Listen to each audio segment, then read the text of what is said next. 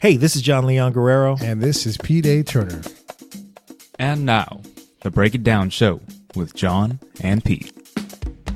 And we are giving you a little update about the Break It Down show because we're a little overdue. Breaking down the Break It Down show once again. Yes, indeed. We're coming up on 150 episodes. We are coming fast. And we've got over 150 in the can. So this is our chance to catch up with you guys, give you an update on where we're at, what's changed, what's going on. Well, let's talk about where we are and what's changed. Okay. Let's talk about where Pete is. Oh, shoot. I'm in L.A. Yeah.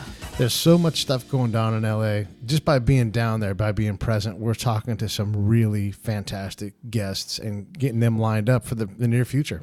That's right. And so that requires me to travel to Los Angeles as frequently as I can. Right. Which it isn't frequent enough. Right. Already. Yeah. But we do have lots of guests who you've recently heard. You know, we corralled Jay one more time. We got Greg Proops. We've heard, and those shows are taking place in Hilliard's place, so we're hearing from him all the time, which we love. And we like bringing you that stuff, so we want to bring you more of that stuff. But what do we have in the pipe? Are we prepared to say? Yeah. One of the things that we have to recognize about this show, and that everybody who's supported us has helped us get there, but we've always known that L.A. is where the major leagues are. That's true. And I believe we're a major leaguer. I think so. Getting major league talent, getting great people, great shows, but still telling those other stories that are out there when you're like, I have no idea who that person is, but I love that person. Yeah. So I don't want to blow past that because that is an important step. One of the people that I'm really excited about, let's talk about people we're excited about. Okay. We have an upcoming show there's two people I'm excited about. First, though, is Larry Batiste. Yeah. And I say that because we're going to air this show very quickly. And this coming weekend is the Grammy Awards. Yes. And Larry Batiste is the musical director for the Grammy Awards. Right. So it's one thing to be like, yeah, man, I'm chasing a Grammy. Or, hey, I belong to the Academy. I'm a Grammy voter. Right. But when the Grammy Awards say, we need somebody to put all this music together, yeah, they get Larry Batiste. And they get him again. And they get him again and again. And the body of work that Larry has is terrific.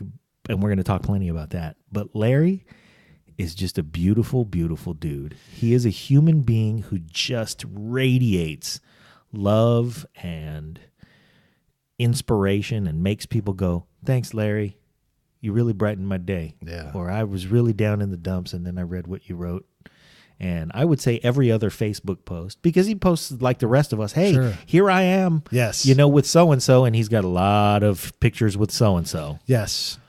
But he also, in between those, says, just give you a little inspirational message. Nothing too terribly complicated. Yeah. Just like, hey, man, make sure you smile at somebody today. Little things like that. And so we talk to a lot of artists and screenwriters and music makers and stuff like that. And the thing that I'm really attracted to from any of the creators we talk to is their sense of, I just want more beauty to exist in the world. Yeah. And, so we've got him, we've got Chris Brown, right. Not the Chris Brown who's the R&B singer, although who knows? Yeah. Maybe we'll get him sometime. We'll take a stab at it. Yeah. But Chris Brown, the filmmaker, who right. has a movie out now that is just slaying at all the festivals. So, right. It's really begging for a theatrical release at this point, which would make Chris Brown the new, young, hip, independent John Hughes. Right. It's a story of teenage angst. Yes. It's called The Other Kids, and it won first prize at, you fucking name it. All of them. Good Christ. Yeah. Anyway. No, we're chasing some incredible talents too. We may not get, but these are people that we're talking about getting. Dexter from Offspring. Yeah. It's a decent possibility we're going to get him. Rob Riggle is in development. Very good chance we'll get him. It's just a matter of timing with Rob Riggle. Really, it is. And that's just a couple of monster people that we're getting. There's a better than decent chance that we'll have someone from Green Day when they come through L.A. I mean, these are giant things. Giant things. Yeah. And even if we don't get these guys this time, we're in the game. It's only a matter of time. Yeah. So you're going to hear. Remember when we were like, oh God, if we could only get Jay Moore to be on the show. Right. Yeah. And now he's like, yeah, man. Yeah. Where? What time? I'll show up. I might not shower that morning. Yeah. I'm going to get up, roll out of bed, jump in my truck, come right to you guys. Right. Okay. I've been doing a lot of fucking. Yeah. Yeah. You don't have to wash it off, man. Yeah, Come on in. Come on in. We don't care. So it's fun that we talk about these guests and we're like, yes, we might actually get to talk to Rob Riggle about his process. Well, who knows? We may or may not. Yeah, we may or not. But we're chasing that level of people and we're getting responses that are positive. And what we know is if we do corral him, if he does go, okay, man, just on accident, I'm going to say yes. Yeah. And I'm going to show up. This is what happens, you guys. This is a little insight into the Break It Down show. Typically, a guest like that, a guest like Greg Proops, will show up. We met Greg Proops the day we recorded him. That's true. And although he had a pretty fair opportunity to get to know what he was getting into in your email exchanges with him, he walked in and went, okay, hi, guys. And we sat down, and he didn't know what he was getting into. But an hour later, he was our pal. Yep. And that happens every time. Every time. So if you guys enjoy listening to this show, I think that you are our people because you guys get that.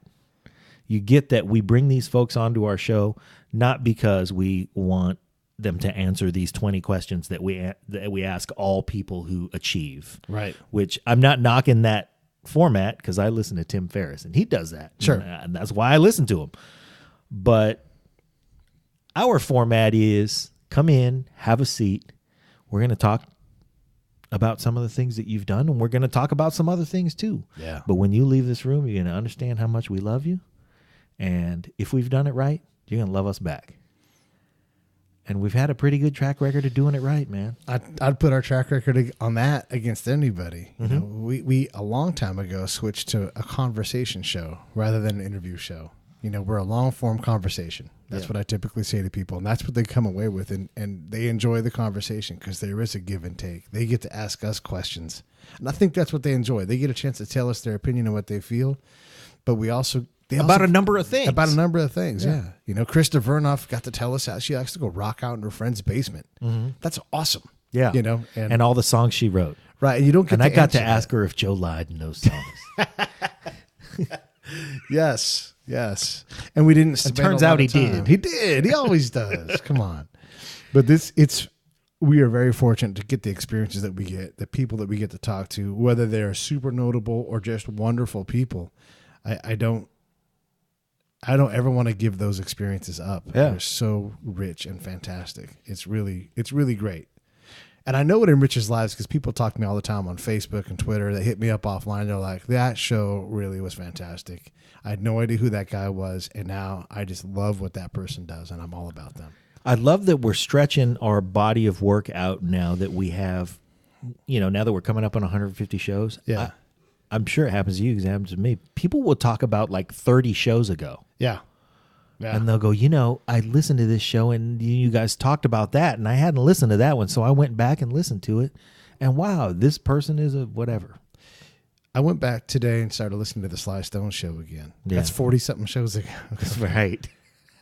And God damn, that is a good show. Yeah. It is so good. The editing that we got done on that, and I'm ringing our bell, but goddamn, you know what? That bell sounds sweet. Yeah. You can go listen to that show.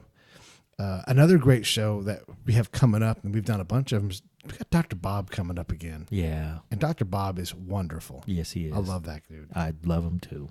He is wonderful. And he's so good to us.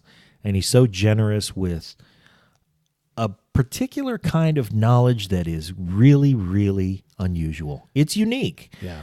His perspective on things and the stuff that he's educated on and the fact that he's willing to share his perspective and his wisdom and education with us on the things that we talk about is, oh man, it's just, for one, it's mind-boggling. Right. Because I'm always, at some point during a conversation with Dr. Bob, I find that my mouth is agape. Sure. And I am completely lost in whatever he's, talking with us about. And I'm in another world. And between you and Brenna, you guys are hammered because Brenna was all giraffe-eyed and Yeah. Like, I don't know what I'm doing. The last time we were at his house, I was snockered. I was so snockered, I was like, listen, Pete, you have to drive. And then at some point on the way home, I woke myself up snoring.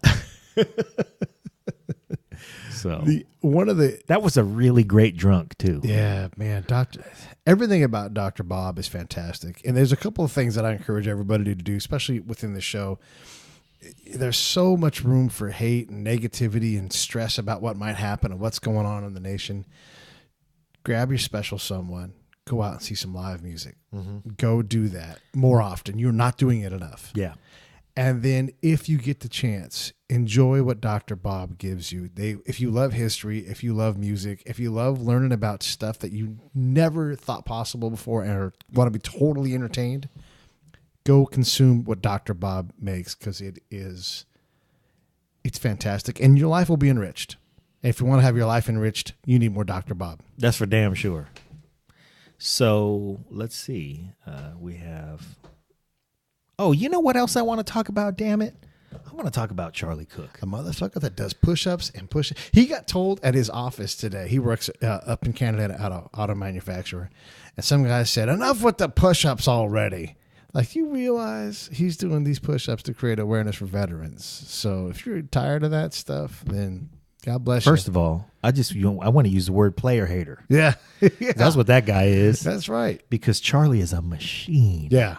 That dude is relentless in his pursuit to let everybody know that there is a topic that needs attention, and that is the way that our veterans are treated and deserve to be treated, and the fact that, we have to pay attention to this topic. And he is, okay, great. He's building up his biceps and shoulders too. Yeah. But really, he's doing it, and he's doing it every day, and he's doing it to make sure that we don't forget. That's the thing about his relentlessness. Yeah.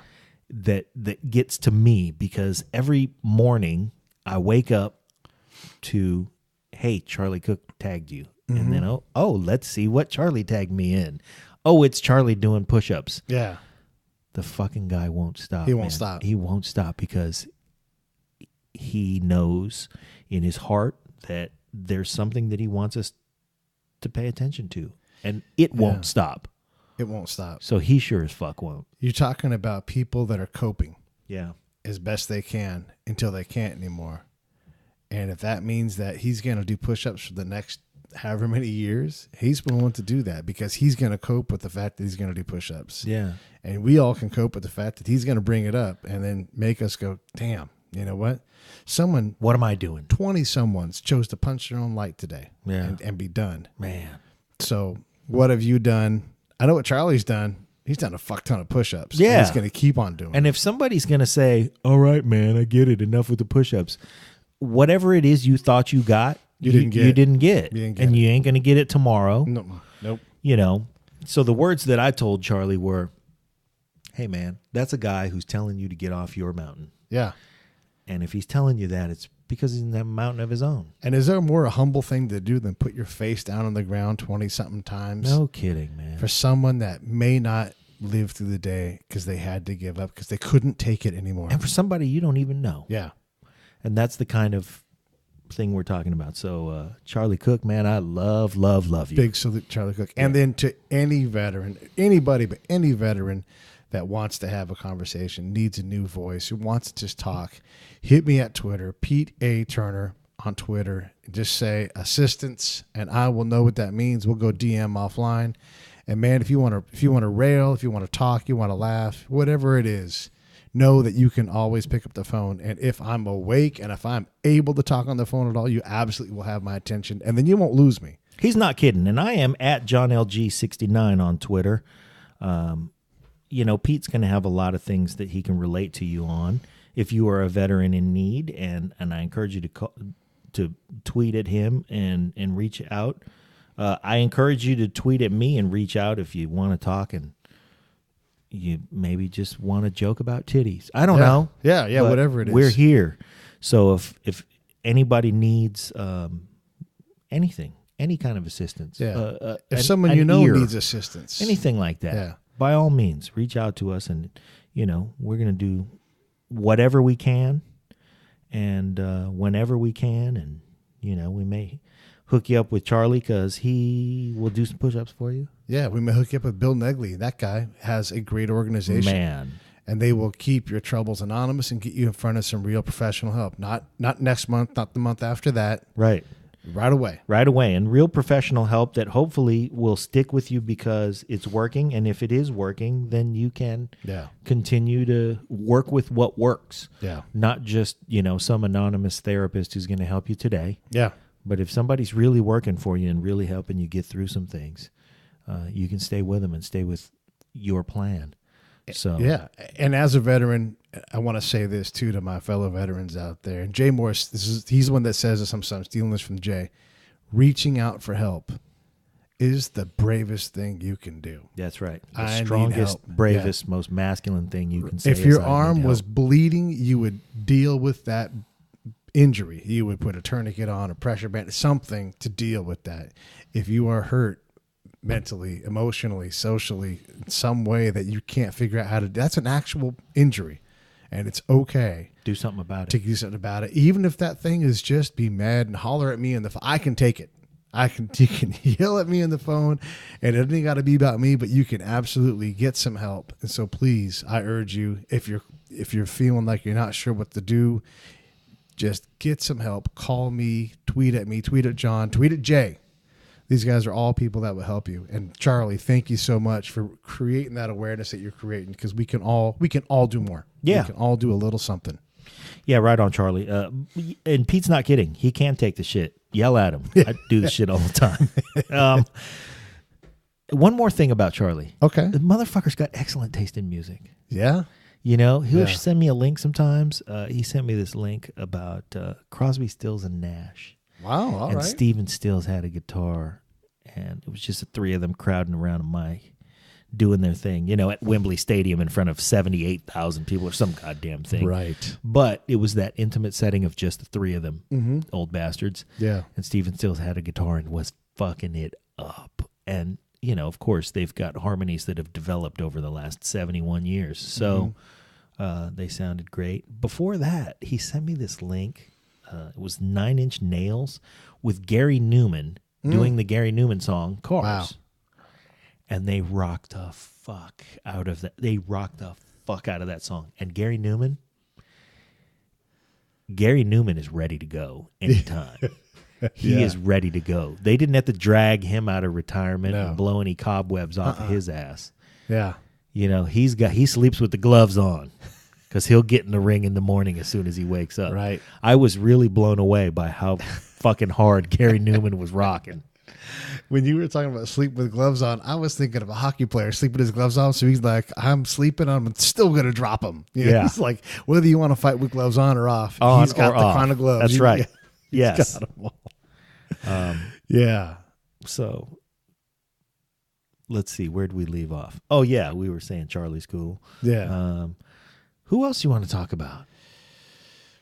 There's so many great shows that we just wrapped up. So many great emotional rides. And I know how you are with this. Right now, the Jay Moore show is up, and it's probably my favorite show. But if I go back and listen to Sly Stone, I love that show. If I go back and listen to Devon Bogan, I love those shows. Yeah. Go back in time and listen to some of these fantastic shows, especially if you're newer to the show. Yeah. There are some. Okay, let's pick some shows that people should listen to if they're new to the show. All right, new to the show. John Sally. Oh, for sure. Go back and listen to John Sally. Yes. I think just because I was so amused by the fact that John Sally forgot he had an appointment with us and kind of big timed us. Not really. John Sally's great. He came through. Yeah, he did come through. And I still trade texts with John Sally sometimes. But his show was really good, and I think we amused each other while we were waiting for him to show up, while we were hoping he would show up. Yes. And we talked a little smack, and then he showed up, and we were like, okay, I'm sorry, John Sally. I was talking a little smack about John you. Sally. Yeah, listen to that. I was talking to... Devon, man. Oh, Devon. The Devon so shows strong. are so good. So strong. Again, I say this a lot, but you cannot find better work anywhere in recorded media than those Devon shows. Yep. There's a few shows that we can say that we can put them up against anything. I think those episodes were 69 and 70. His specific ones. His specific ones, right. yeah.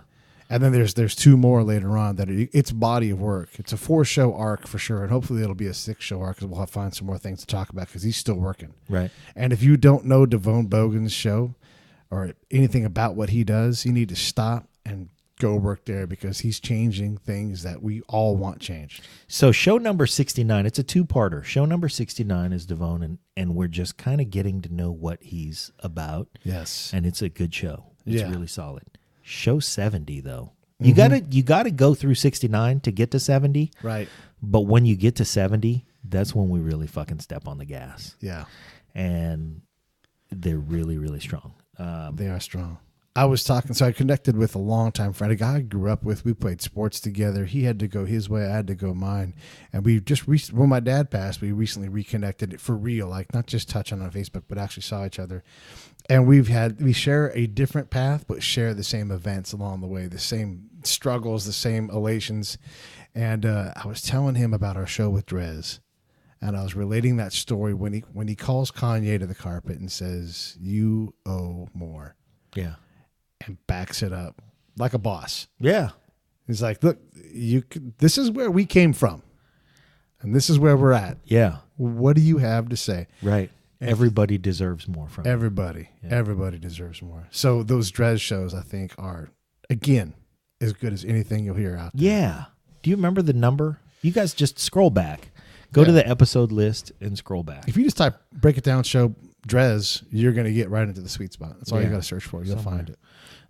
I don't want to say that I take the Drez shows for granted, but because we're friends and I kind of see him, albeit on Facebook, but I see him frequently. I forget how good a show that was. And that was really the thing that's too bad is that was a 5-hour show. Yeah. But we recorded 2 of it. Right. Yeah. He was hitting hard the You're whole night. right. After we were like, "Thank you, Drez," and we hit the stop button, he stuck around for 2 more hours. Yeah, we need to have more Drez. Yeah. We need more of that for sure. So we'll have to work on that. That was really strong. Yeah. Episode You're good at this game. I'm 71. 71 and 72? Rich Uggan. Oh, 70. Okay, 71. Yeah. Rick Uggan. Yeah. Yeah. Really good show. Really good show. And really good show if you're a Bay Area musician and you don't know Rich. Tell him how to spell Uggan. Aguon. If you're a Bay Area musician and you don't know Rich, then you're not really a Bay Area musician. Yeah. Because every fucking buddy knows him. And if you don't, then, listen up. Because once you listen to that show, you'll be like, "Oh, shit." And then when you meet him, you're going to be like, "Okay, I hope, hope this meeting goes okay, and I hope he's in a good mood and all that stuff." He's in a good mood. It does not matter. He is always in a good mood. And then, you know what? You meet him on a Saturday, and he'll love you by Saturday night. And you'll love him too. Hell, go all the way back to Tommy McElroy. Oh, yeah. That was a 2-parter as well. Yeah. And very strong. There's so many great shows. Real, just in general, go back, pick some shows, and just work your way back. Yeah. Listen to both Anthony Iannarino shows. Sure, for sure. Listen to Johnny Walker. Yeah. Johnny Walker's been on the show a couple of times, too. Yeah. We bring people back because they have really great content in them, and they don't necessarily realize it. Hilliard's been on the show 8 or 9 times now, and he always delivers. Well, he's got a couple episodes of his own, Yep. as well as having guested on many episodes, including my current favorite episode, which was the one we just put up with Jay. Yeah. His participation in that episode gave us what I think is one of my very favorite moments that we've ever captured. I was thinking today that we need to go back and sit down in front of Dwayne, too. Just see where Dwayne's at with Mind Seed and all those things that he's doing. Preston Glass has multiple shows, and we're due to talk to him again, too. You want to talk about a guy who's a big ball of love. Yeah, yeah. Oh, Preston Glass. Yeah. He just, nobody loves the life and the world and, in the same fashion that he does. And he's got a beautiful family. And when you see them and him, and he's just an example of love.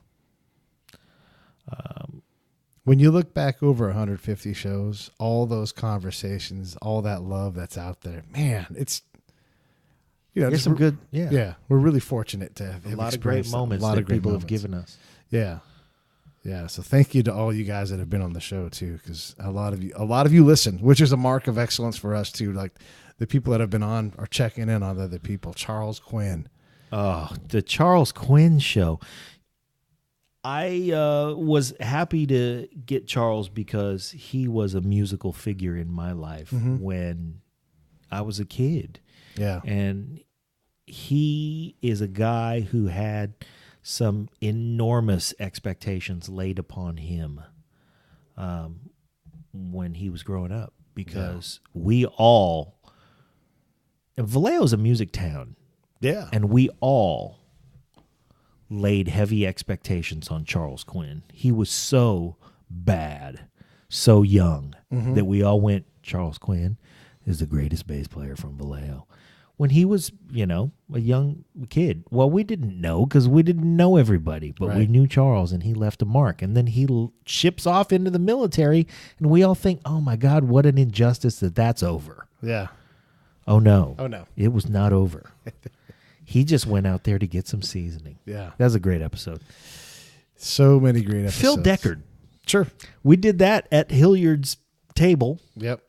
Yeah. And he walked in and said, I have no idea why you guys even want to talk to me. and then he didn't leave for 3 hours. Yeah. We have Todd Nunes is making a new movie. And his last movie is still, he's trying to work on the new one. The last one just won't quit. It keeps demanding his attention. So if you want to see what's going on, you want to talk about a guy he's got such a unique way of putting more beauty in the world. Mm-hmm. He puts more beauty in the world by scaring the sweet fucking bejesus out of us. And, Todd and Ashley, just wonderful. Yeah. So wonderful. There's a lot of good shows and a lot that we didn't even mention. Sure. And you could do that whole thing again and say, and we'll come up with a whole bunch of names. Yeah. And it's just Zach Ward. Easy. No problem. Great show. Yeah. Felton Pilot. Right. You know, James Early. It's right from the start. Just right from the start. Jay Lamb. Yeah. Yeah, there's all kinds of great that's shows. Going back. Those are some and then of the earliest shows of that we did with people who have left us. Yeah. That just really, really are special. Jason McEnroth.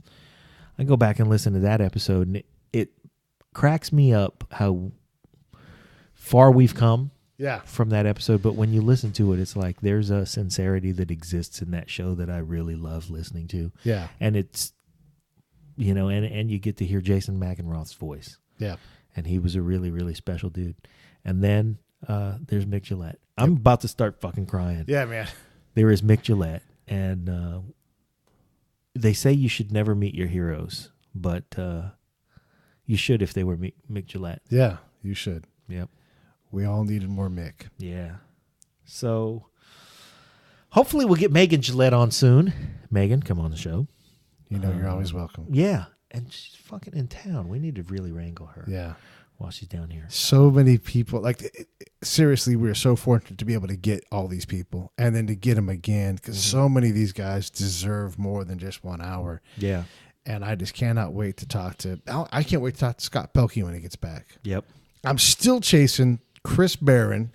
If you go to his IMDb. Damn it, Chris. He must have 40 movies that you've heard of that he's worked on. Yep.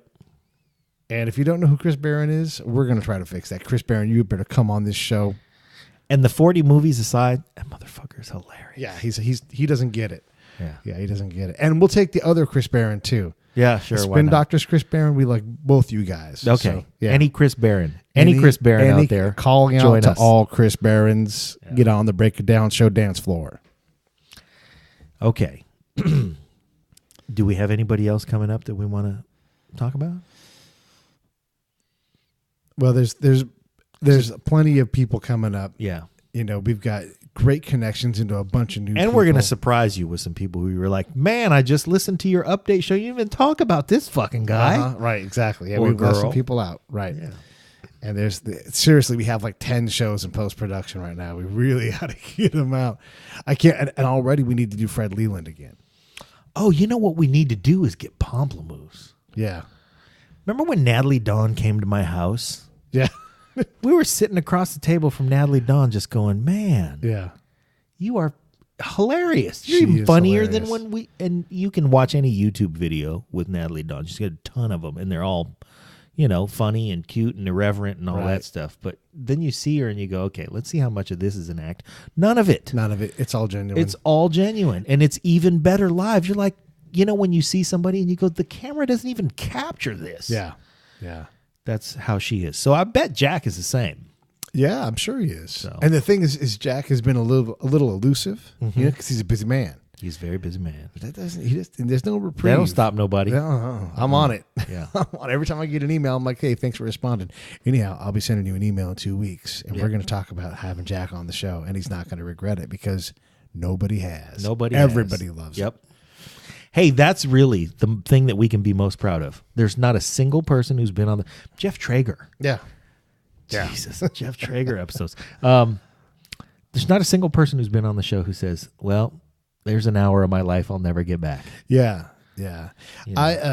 I like to play a game with people when I talk about the show. And they, well, who's been on the show? I'm like, name somebody who's super cool. Who would blow your mind if they did something like if they had produced something that every adult in America had seen? Would that blow your mind? Yeah. Okay, we had that guy. Yeah. How about a Grammy-winning musician who you absolutely know? Whatever it is, we can fill that need like in so many ways. We have those shows.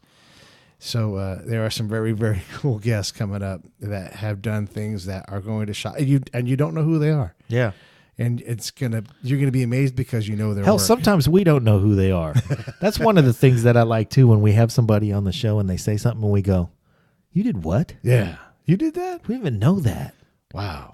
I've known Rich for 21 years. Right. And I've loved him the whole time. Yes. And we are, we're close. We talk about emotional shit. He comes to town, you're things gonna that see him. Yeah. that you go through.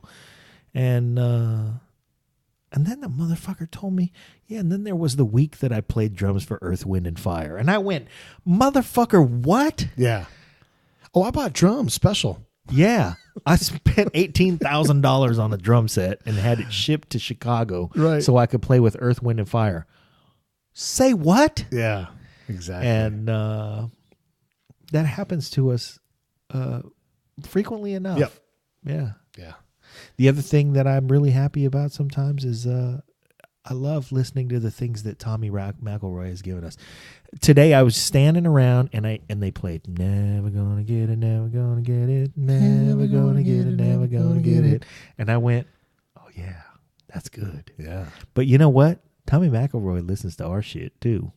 Hey, Tommy. So there. Yeah, so that's great.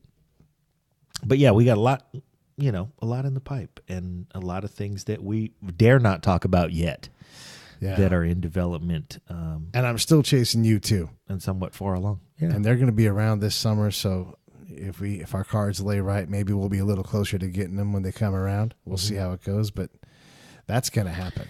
I'll be honest with you, man. If we got Larry Mullen's drum tech, I'd be elated about that. Sure. Yeah. Be like, hey, so listen, Chad. Yeah. You are Larry Mullen's drum tech. Yeah. Yep, that's me. Okay, we're going to get to work. And then guess what's going to happen an hour later? He's going to be like, yeah, of course. I'm going to tell Larry. He's not going to listen to me, but I'm going to tell him he should come do this show. Yeah. Oh, I already know that would happen. Yeah. Yeah. Or if we got Dallas to talk about Edge's ridiculous setup. Mm-hmm. I mean, that guy knows everything about playing guitar, and he works with maybe the guitar genius in his genre. Yeah. The guitar genius. Right. Nobody else. Irreplaceable. Right. The name that I use, when I talk about the hypothetical whatever, and there's a hypothetical guy sitting next to me and I address him, and you know this more than anybody else because we've sat together a lot. I go, okay, Larry, and I use the name Larry. Yeah. And just now I was talking about Larry Mullen's drum tech, so I had to come up with another name, and the name I came up with for some goddamn reason was Chad. Chad. Yeah. But I couldn't use Larry. Right. Because Larry was already there. Yeah. Let me ask you this, and sometimes we have this conversation, but On the Guitar Hero Mount Rushmore, obviously you can. There's very few spots you can have. Jimi Hendrix probably go up there. Yeah. Eddie Van Halen can go up there. You know, the names are there. Is Edge on that thing for the way he approaches it? Is he? Because it's a tough group to break into. Yeah, because you're leaving out Perkins. That's the thing, is that when you put him up there, you have to take somebody off, and I don't know who you take off, because the Mount Rushmore being 4 spots, there's already 12 guys who need to be on. Jimmy there. Page, yeah, you got to put Jimmy Page on there. You got to put Buddy Guy on there. You got to put BB King on there, and then you're like, well, where's room for the Edge? Right. Yeah. You know, but then you go, yeah, well, okay, I guess we're not going to be able to put him on there because, you know, we had to put BB King. Of course we had to put BB King. Where's Prince? You know what? Yeah. Could put Prince on there because BB King's on there. And those guys each have a different tonal quality, you know, how they approach the instrument. Yeah, different voice. It's Everybody's a different voice, and they're just so damn unique, you know? When someone else plays the guitar and you go, oh, you're playing like Prince. That's where these guys are at. Like, oh, you're playing like Buddy Guy right now. You can hear it. You can hear your style. There's no escaping the fact that you play like Buddy Guy, because Buddy, that's his style. Yeah. You know, Jack White. You want to talk about a guy that keeps it simple and fucks the guitar up? Jack White will do anything, and it will be crunchy and hard, and it will smack you in the mouth. Yep. There's going to be a Jack White thing on the Grammys. Is there? Yeah. I don't know what it is, but we'll see. Yeah. Well, they're on Sunday night. So everybody watch the Grammys on Sunday night. You probably see Larry Batiste. Here's what I want to know. Give me 2, and got to be totally different. Can't be related. Like, you can't do 2 musicians, 2 dream guests where you'd be like, you'd consider dropping the mic on the show and walking away like that's as good as it gets. Tony Robbins. Okay. And the Dalai Lama. Yes. Mike dropping dream guests. The Dalai Lama and how's that? Robbins. Yeah. I had to refer to somebody as the something. Yes. The Dalai Lama. Damn. I'm going to have to figure out what number he is, because he's like the 18th Dalai Lama. Yeah, something like that. Yeah. That's how I'd want to be referred to. The if 18th? I was the Dalai Lama. Do you know how they choose the Dalai Lama? Yeah, it's like a committee, and they go find the dude. They don't know where he's at. They don't know how long it's going to take him. Might take him 20 years. Yeah. But there's some process by which somebody says greenhouse. Right, yeah. White roof. And they're like, greenhouse with a white? Nobody has a white roof. There's no... Yeah. Wait a minute. Yeah. You know what? There's that one village, and there's that greenhouse with the white roof. Yeah. But it's not just that they go choose the Dalai Lama. First they go based on these visions, right, which all have to converge somehow. So it's not just a greenhouse with a white roof, but it's a greenhouse with a white roof. Blah blah blah blah. Say that 10 times fast. A greenhouse with a white roof, with a stream in front of it that's flowing from right to left. Yeah. And then they go, okay, and they go and they knock on the door, and they go, hey, we're the panel, and we're here for your child. And mom and dad go, say what? Yeah, you're the one with the greenhouse and the white roof that flows left to right, or the stream that flows left to right. And they go, well, we're not the only ones. You know, there's a village downstream. And they don't say this because everybody wants their kid to be the Dalai Lama. Right, yeah. When these people show up, you're like, oh, man, I love this kid. Take him. He's the Dalai Lama. Yeah. But they may end up with like 8 guys who are a child born under this sun during this time in that greenhouse with the white roof with the stream in front of it. Right. There's 8 kids like that. And then they go, all right, so you, Pete. It's head chopping time. You choose the royal fabric. Yeah. And I will choose the royal whatever. And we all choose our something. And there may be 8 or 9 of us who choose this. This headset is the royal headset. Yeah. And the kid, out of the 8 or 10 they chose with the white roof greenhouse, the kid has to choose each one of the things that you chose. Right. So it's like, well, he walked up to Pete and he said, this, what's the name of that fabric in that shirt that you like? Chambray. The chambray shirt. Right. This is the royal fabric, chambray. Yes. And, he's going to go to all 7 of us, and he's going to choose the thing out of the variety of things that we chose. Right. And he's going to hit it on the head every time. So you almost have to go, yeah, there is some sort of divine thing happening here. Well, yeah. I mean, and that's okay. Yeah. We faith can be a lot of things. Jay says religion is just to realign, your beliefs and everything. And I'm fine with that. We can, if you've got something that moves you to that level, damn. Then you oughta. Yeah, exactly. You really oughta. So, damn, we went off on a tangent there. Sorry, everybody. I'm sure you didn't want to know how to choose a Dalai Lama, and I don't really know, so I was just making up shit. But it's a bunch of shit like that. Yeah, there's a whole process. Yeah. And it's incredible what they come up with. And then the person you're like, actually, you are a good, kind person who should be a world leader. Yeah. So, yes. Who doesn't love the Dalai Lama? Everybody loves the Dalai everybody Lama. does. Everybody does. Yeah. I'd love to have, and this is obvious, but I would love to see Annie Lennox sit across from us. Oh, man. I can't get enough of that lady. Me neither. What a beautiful, beautiful human being she is. Absolutely. Yeah. I'd really like to meet her, too. That is a great dream guest. She's such an amazing musician, such an amazing visionary as an artist.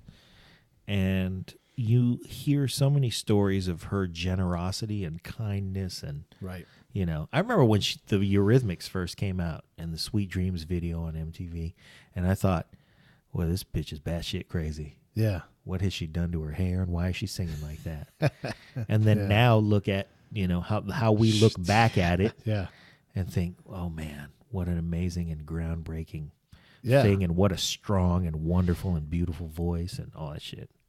When you look at a duo like that, Dave Thomas that plays the keys, not the one that makes the burgers. Dave Stewart that plays the keys, not makes the burgers. But no, Dave Thomas makes burgers. Dave Stewart throws fastballs. Dave Stewart throws fastball. That's right. And stares you the fuck down. Yeah, that's Oakland scary. I like to get Dave Stewart too.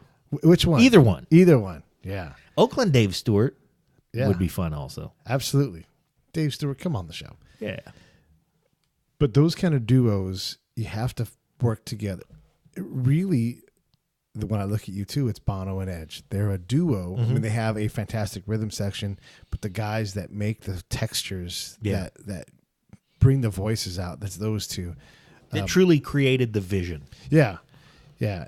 Michael Hutchence had great vision and words, but he needed the music, of the Ferris brothers, but the primary brother that wrote a lot of the musical part of the songs. He'd come in and be like, here's his tune. Which Ferris brother was the primary? Man, his name's, I think it's Andrew. I think Andrew was the drummer. Okay, so it's the one that played the keys. Yeah. I can't think of his name right now, but he's the one that would... Matt. No, I don't know. Drake. Yeah. And I can't... Normally I know his name, but it escapes me right now. But I know. I've heard you say his name. Yeah. But he would come back with the tune and go, I've been working like 3 days straight on this tune. I just couldn't get it out of my head. I finally got it all sorted out. Can you work on some words? So Michael Hutchence would stop fucking some girl, go over, write words, come back, done. Yeah. But one couldn't happen. I got to get back other. to my fucking. Yeah, exactly. Yeah. I'm so good looking. You want to talk about a guy who had no trouble. Yeah. Right. Finding some fucking. That guy. Yeah. Absolutely. I mean, the guy from Counting Crows did well. Adam. Yeah. He did well. But Michael Hutchence, he did great. Yeah. So I love that duo magic, though, that Annie Lennox, had with Dave, and that all those groups that have that ability to reach a different place, they need each other to do it. Yeah. It's just, oh, man. So I would love to talk to her about that, like how that process works and how you get there, I mean, the Police had to crash heads all the time. It's a trio, but to get to where they got to, but they got there. And it was hard work, because it has to be hard work, but God damn, they were good. Mm-hmm. Good and unique. Yes. So anyway, well, thanks everybody for listening. We want to just kind of give you these updates so that you'll stay with us and understand what we're up against, and hopefully look forward to the things we're looking forward to the same way. And, keep on listening. Keep on telling us what you like. Keep on sharing the show. Yeah. Please share the show. If you're going to share some political stuff or cats or updates about your vacation or your kids, throw us a share every now and then. Yep. Doesn't hurt. Yeah, no kidding. Just hit the share button. It's not that bad when you run across something you like. I've heard from several people that, they were emotionally moved by the Jay Moore episode. Yes. Well, hit the fucking share button, people. Let other people be emotionally moved as well. Yeah, share that. Share that love. So, yeah.